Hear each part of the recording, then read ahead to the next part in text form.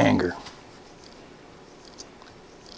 So when we looked at difficult people and we talked about anger, and with this little brief summary, we just want to go a little bit deeper on this emotion that is so very destructive in most people's lives, actually, in great part because it's so poorly understood and therefore even more poorly managed. So let's start off with one of Joe's and my summary poems on this. We call this one Always on My Mind, Always on My Mind. Into my room it creeps without making a sound. Bodies and minds become as one. Our union knows no bound. So seductive in its ways, it plays the game unfair, putting words upon my lips, and I don't know to care. So much destruction at its feet, so many souls it kills, weaponized words its stock and trade, keeping me from still. Chemicals ensure that it survives, is what gives it this power. Merciless demands it makes of me can take me prisoner every hour. Its pleasure and power are the prison where suffering is created. Its plans and schemes for all times thrives when awareness sedated. Oh, the price I do pay, since my freedom it has bought, when unaware forced to bow to them, each mindless angry thought. So here we just summarize three of our best understanding of what anger is all about. Now to start, you recall in track 2 we said sometimes anger is just anger. You're just observing the tragic ways that man is so inhuman to man and all of the devastation, suffering that's caused, and just it can just blow us into anger for sure about that. And I talked about that at that time. It's that too we have to work with, but but this one is just looking at when it's not just the anger for that reason. There's 3 other main benefits and payoffs that we think that the average person gets from being angry, and they don't even know it. So as a result, once again, they don't even know they're in the prison, so they don't work without it to get out of it. So the first one is control. So when we become fearful, when we are out of control, which is a very primordial programming we have, we are inclined to become angry. Why? Well, as we become angry, we have this illusion of being in charge of the situation, and therefore we become less fearful, and therefore relatively calm. So just look at control as a major primary strategy to keep us alive through the paleo jungles, etc. Now we say illusion here because anger always causes more problems than it solves, as you know.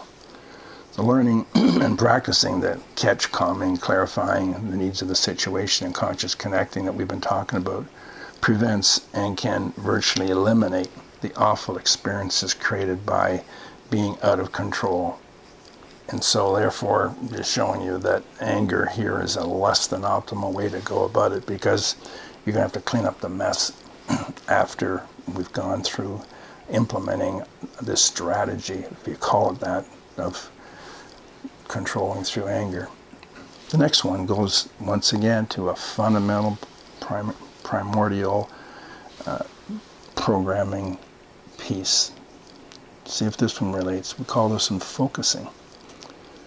So without focus, we can, in subtle but significant ways, feel threatened, disoriented, and even confused. In these cases, sometimes through, things like ADHD, where the mind is struggling to get focused. Anger is a big focusing there, but also for the average person. When we start to feel out of control once again, then we start to lose focus. Anger gives the illusion, once again, of being in focus. So anger focuses the mind, and it really does. So focus is a primordial survival instinct, which is therefore relatively calming. Once again, you can see how we're always trying to move from felt minus to felt plus. But people don't even realize what they're getting out of anger. And there's better ways to do it. And the final one is what we call displacement. So anger displaces the mind's preoccupation with the more awful feelings that it could be experiencing, like loneliness, fear, inferiority, not enoughness, physical pain, etc., with the much less awful experience of anger, thereby creating a relative calm. So all of these are relative calming, and all of these are bringing us to felt minus to felt plus. Because when the mind just uses this primitive tool, it takes us out of these more difficult, painful emotions. The average person does not have a clue when they blow up what they got out of it or what they're getting out of it. So we just thought we'd bring this one in now, because once again, we're not going to work to get out of prison until we know we're in one. While I can still have some moments where my current level of development in mindfulness and equanimity and all that we've been talking about is still not sufficient to completely deal with my tendency to move to anger, let me share a situation where I was able to apply what we've just talked about in terms of understanding and not being pulled into anger prison. My phone rang at about 2:26 on a Friday morning. The garbled voice on the other end of the phone was my dad in the midst of a massive cerebral hemorrhage. We rushed him to the hospital where for an agonizing week his 5 children struggled with the impossible yet necessary decision to remove life supports from our best friend, now brain dead. As I held his hand, I encouraged him in his journey to the other side to be with Mom. After my mother's massive heart attack, she had been assured by doctors that she could live a good long life if she stopped gardening, caring for grandchildren, volunteering, cooking, family dinners, and dancing, which they did every Saturday night. I recalled the night 12 years ago before, when kneeling beside my mother, my dad's beloved wife, Myrrh, died on the dance floor and took his heart with her. For 12 years, we, his children, actively supported him and tried in every way to help him retrieve his spirit, but to no avail. Now, in our final act of mindful, loving care that tore our hearts apart, we gave permission to withdraw his life supports and helped him to find peace. That night I wept fully and completely without resistance. One quality of emotional self-regulation is to experience life consciously and skillfully without pushing and pulling. I was able to touch a bit of that at that time.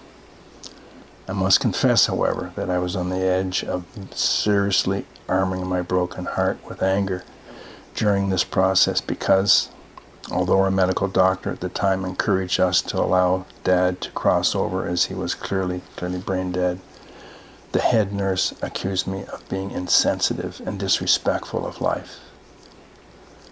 I believe only my awareness and allowing at that time kept my heart open. I was tempted to be pulled into, without even knowing it, how seriously I was out of control, how seriously, I was just lacked focus on anything other than this great loss that was taking place at the time, and how anger could displace these awful feelings of loss that I had. So all 3 of them were there, but with a little bit of catching myself in the moment, calming, clarifying the needs, and then consciously connecting with this nurse, I just smiled at her. Now, I'd like to share very quickly that within an hour she came back and was very sincerely apologized for what she had said. She too had just been emotionally hijacked.